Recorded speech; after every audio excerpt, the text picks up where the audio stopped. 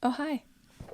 I didn't see you there. Now, I don't know if any of you know this, but Titanic is a pretty good movie.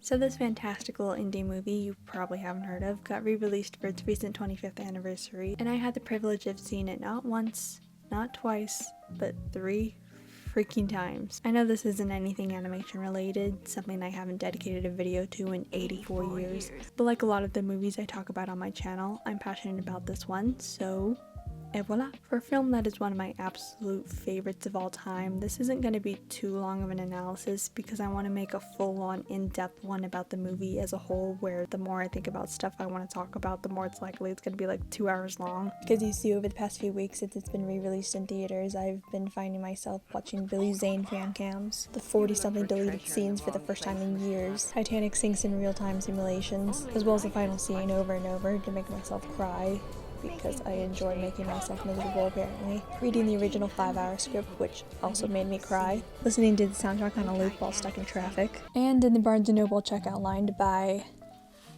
this very magazine just this week, when I already own 2 others, for crying out loud.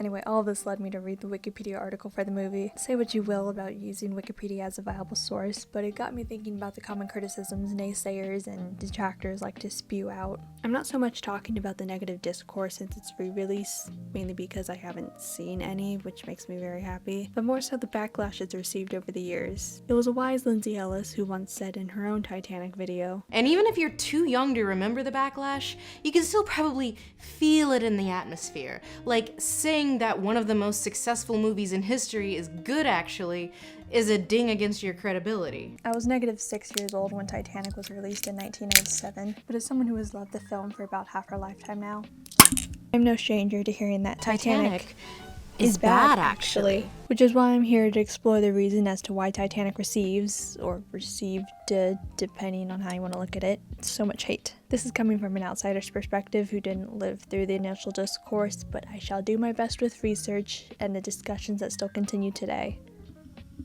For some reason. Let me just clarify that there is a difference between genuinely not getting the hype or it simply not being your thing. Not that I'm gonna take it personally. But lazily criticizing the movie so you can say you're not like other girls, or believing that enjoying something that dares to have a romance as a central plot will hinder your masculinity, which I'll get to, is something else entirely. Like, can you guys just lighten up? Please?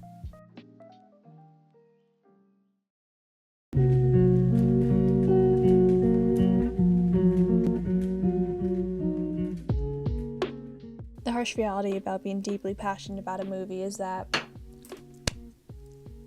not everyone's going to feel the same way. Shocking, I know, but that's movie discourse for you, especially in this day and age. But no matter what, you're bound to find someone who says popular thing overrated because it popular. It particularly bugs me when people use that word. Using overrated is, dare I say, overrated. I know it's impossible to love every critically acclaimed movie out there. I mean, just look at me, for example.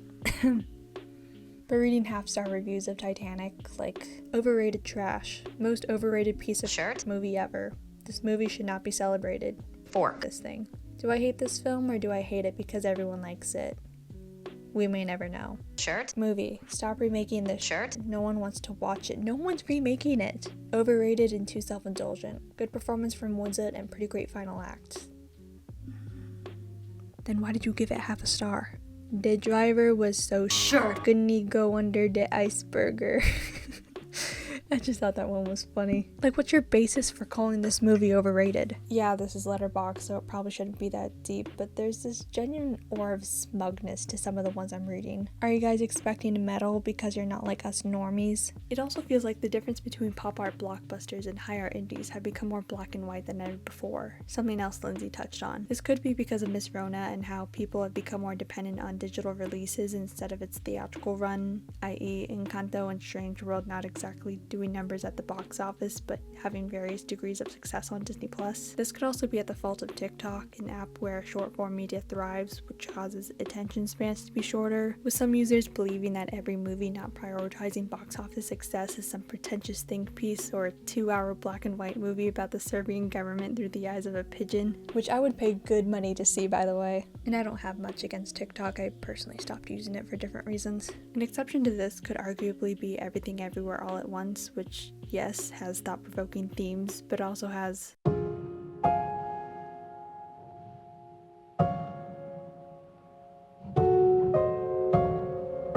It got the most nominations out of any movie for this year's Oscars, as it should, but we'll have to see just how many of them it wins. It also broke box office records for A24 standards. It's the highest grossing A24 movie, being just over $100 million worldwide, but it's not topping the all-time chart, which brings me back to Titanic. My point is that 25 years later, we have yet to have a movie as critically and as commercially acclaimed with the level of impact Titanic has left. Something even Jimmy's own Avatar movies can't quite reach when it comes to being a cultural phenomenon. Titanic simultaneously swept award season while also becoming the highest grossing film of all time, and studios nowadays have somehow forgotten that they can do both and are trying to achieve one or the other. The fact that the film is still fresh in pop culture so that people like myself can bask in the glory of the film being referenced as if it hasn't even aged a day is remarkable. It's the movie I've seen the most in theaters, that being 4 times. Part of it's just wanting to see that big of a movie on that big of a screen, another part of it is taking advantage of its limited run. But as I did more research, I found out people around my age, usually teenage girls, were doing the former back in 97 and 98.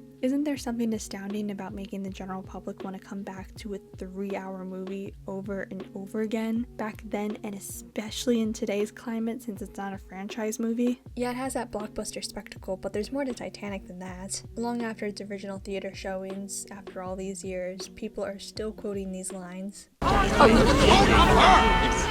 We're still arguing whether or not Jack could have fit on that piece of paneling or whatever. Doing the famous pose, and I've been guilty of doing all of them. Yep, that's me at VidCon. The Jack's films to my rose. Titanic is one of, if not the last case of a film being pop and high art. Today, critically acclaimed movies like Tar, The Banshees of Inisherin, and even the freaking Fablemans fail to do gangbusters monetary-wise. Not that in itself is a bad thing. While just about every Marvel movie does well because it's Marvel. Then we have Into the Yoverse, which has its own definition of success for the former and latter, but it's not quite doing Titanic levels. Although it's not trying to be that movie, it just shows that Titanic is in a league of its own. You know?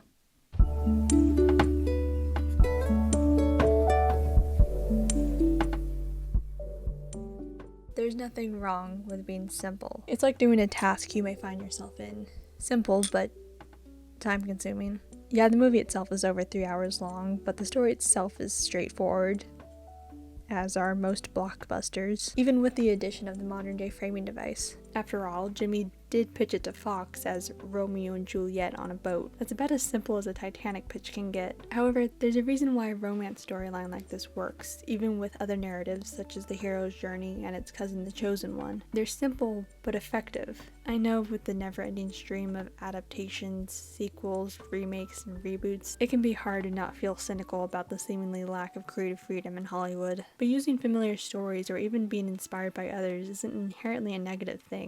I mean, come on, the movie's called Titanic, the most infamous shipwreck of all time. But it's what you do that makes it different. It's the basis of storytelling and how tales as old as time are able to live on from generation to generation. Yes, Emmett from the Lego Movie is a chosen one, or rather, the special, as various characters put it, but the film is actually a deconstruction of that narrative. Wildstyle finds out rather quickly after she meets him that he doesn't live up to those expectations, and we never get that third act breakup because, well, the second act just started. She later grows envious of Emmett because she wanted to be hailed as the special. I'm saying this because there are ways to subvert these plot lines and character tropes, teaching an old dog new tricks, if you will. Back in December of 2022, I watched Titanic for the first time in like 2 years for its anniversary. And perhaps the biggest thing I took away from this rewatch is not just the movie finally being able to make me cry, but actually how well written Rose is. Yeah, the narrative is easy to comprehend, but a character like Rose deserves more credit to the point that I think people misunderstand her entirely. Most detractors have the mindset, oh, poor little rich girl. What does she know about misery?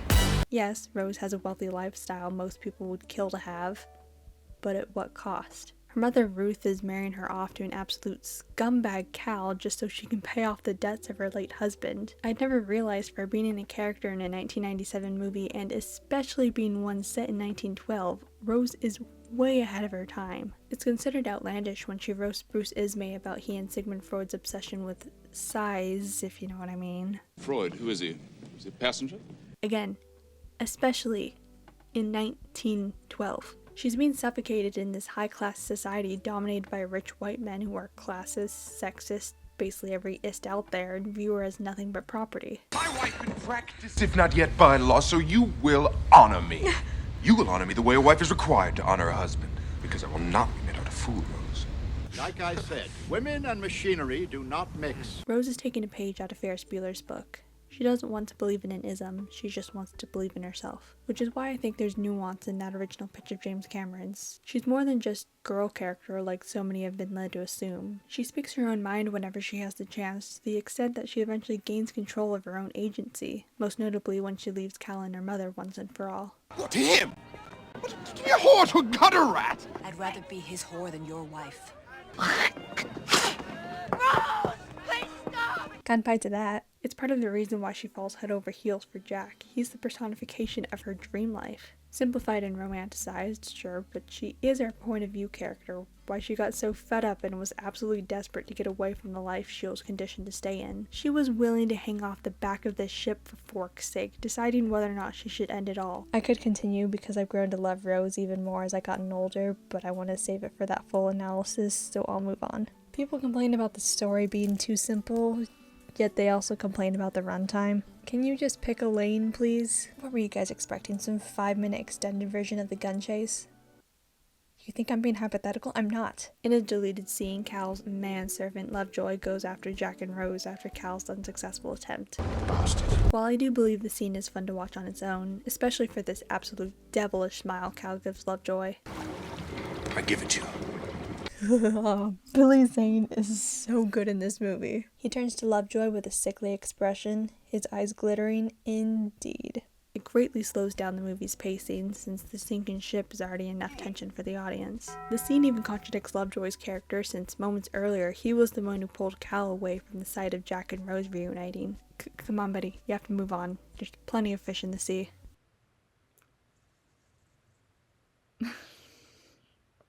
What I'm trying to say is, as for the characters like Rose, there's more to her than at first glance. As for the story and runtime, I think it's just right. The runtime is used effectively to make us care about the ship, her passengers, and the lovebirds, so that when tragedy does strike, they get ripped away from us, piece by piece. Despite some characters being fictional, we admittedly care about them the most, since they feel as real as the historical figures like Molly Brown and Thomas Andrews. As I said in the beginning, the original script would have been almost, if not 5 hours long, and if you included the scenes that were shot but later cut, then it would have been about 4 hours. Most of the deleted scenes were removed because of pacing issues. So if we ended up with a final cut that was significantly longer than 3 hours and 15 minutes, there's a probability the film would have left a fraction of its impact on pop culture and the film industry. Even if you focus solely on expanding characters, arcs, backstories, motivations, whatever, would have made people whine about how bloated it is. Is that what you really want from a 3-hour movie that's too simple? Though I do kind of wish they kept this moment in. Hey, Sonny, how about a little ice? Yes, ma'am, I'll bring it. It's so goofy, but I love it for that reason.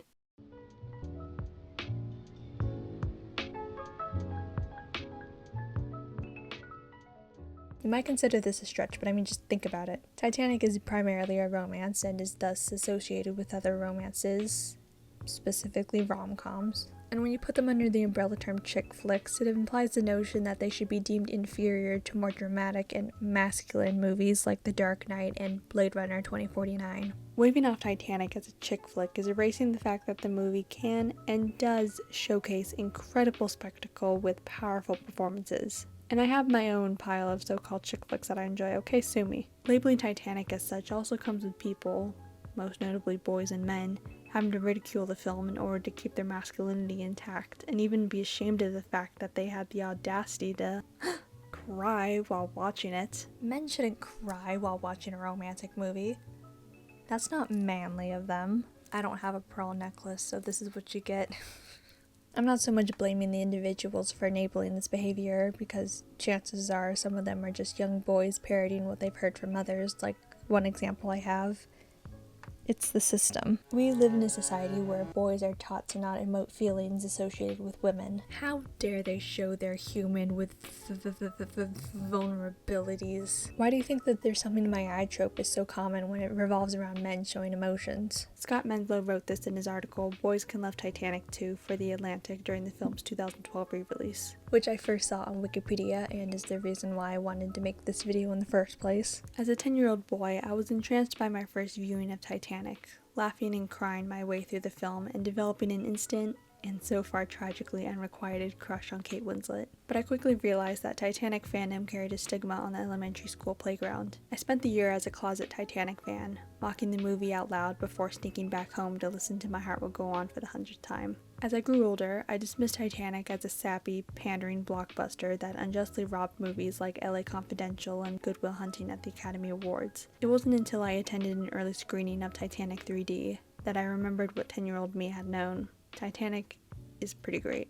So as you can see, shaming boys for simply enjoying Titanic can start as early as elementary school and can stick with them well into adulthood until they're able to recontextualize it with a different perspective. For all I know, someone watching this has yet to give the film a second chance for this exact reason. Putting people down who are fond of something that is considered feminine doesn't make you cool. It makes you as childish as those kids on the playground. Finlow Rower from BBC News adds to this topic, though more generally about men crying at movies, and 2 years earlier in 2010, some men who might sneer at the idea of crying during Titanic will readily admit to becoming choked up during Saving Private Ryan or Platoon. The idea of sacrifice for a brother is a more suitable source of emotion. I tried finding more recent examples of Titanic and how it correlates to masculinity, but all I found was an Andrew Tate video, so One of the number one tenets of masculinity, the women and the children are afraid and they're going to run. I'm afraid and I'm going to stay here because I'm a man.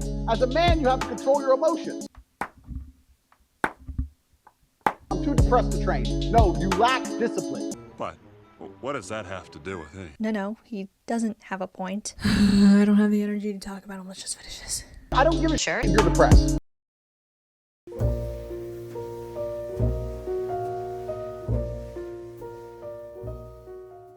I said in the very beginning that I do believe people have been generally kinder toward this film. Unless I go actively looking for it, such as those half-star reviews, just about everyone I've seen online has been rightfully praising the movie. Even a few who never understood the hype until they saw it on the big screen in glorious 4K 3D. However, there's bound to be that one person who abides to at least one of the critiques I talked about. This video was for them because I will defend this movie until my dying breath. And hey, if you love Titanic like I do, then I hope you took something away from this, or maybe you just like seeing someone ramble about this movie. That's fine too. In this age, with Miss Rona playing a major role, we have become more cynical about the state of things. Our world is so divided and it's almost impossible for anyone to agree on anything now, even something as simple as movie opinions. Perhaps another reason why Everything Everywhere is as successful as it is. Anything deemed positive can be targeted for being cheesy or corny, but as the great Kate Winslet said in another great movie of hers, I like corny. I'm looking for corny in my life. say what you will about Titanic, but there's a sense of earnestness there. The story about how star-crossed lovers, a grandiose ship, and 1,500 real-life passengers who were all sent to their deaths were met with sincerity and respect. Most of the time. Not to call this period the simpler times, since I wasn't born to experience it, but a lot of movies like Titanic, the Raimi Spider-Man trilogy, and even so far as Superman 78 tend to be associated with these adjectives. But for me at least, they win me over anyway because they're coming from such a genuine place. My heart will eventually go on, but never from this sensational masterpiece that I call cinema.